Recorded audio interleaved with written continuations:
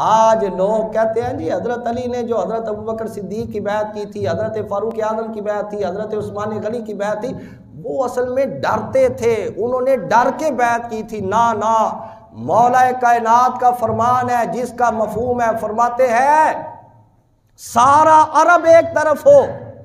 कितना जी?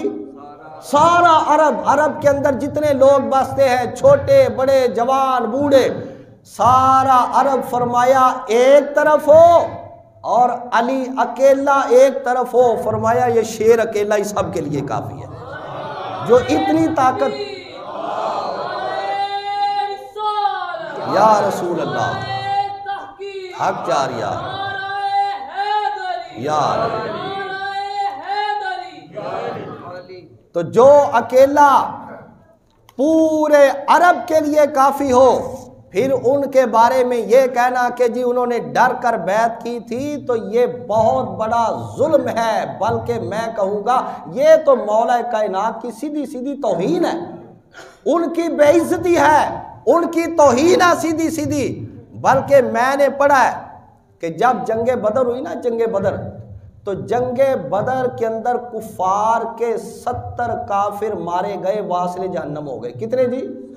70 काफिर जंगे बदर के अंदर मारे गए मुसलमानों के लश्कर के हाथों।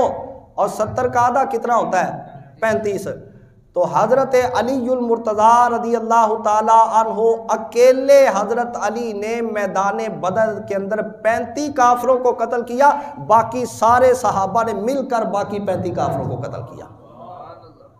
तो जो काम मौला कायनात के अलावा बाकी मुसलमानों के सारे लश्कर ने मिलके किया, अकेले मौला कायनात ने पूरे लश्कर के बराबर काम दिखाया। तो अभी भी कहते हैं कि हज़रत अली ने डर के उनसे बैत की थी, डर डर के नहीं की थी। हज़रत अलीयुल मुर्तज़ा रज़ी अल्लाह ताला अन्हु ने अपनी खुशी के साथ तीनों सहाबाए किराम के हाथ पर बैत कर दी थी।